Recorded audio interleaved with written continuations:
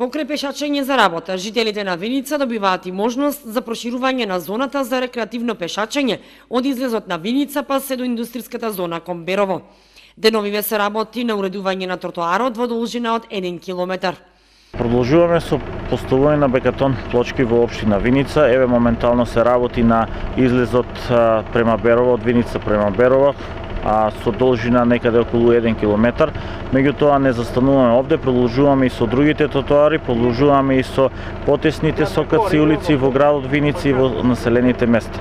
Се надеваме дека до крајот на месец септември, тендерот кој што ни беше распишан пред 2 месеца ќе биде целосно завршен и дека 5500 метри квадратни ќе бидат целосно реализирани во сите населени места во нашата општина. Во текот на летото беа поплочени тротоарите покрај храмот Свети Лука, улиците Даме Груев и улицата Крушевска република.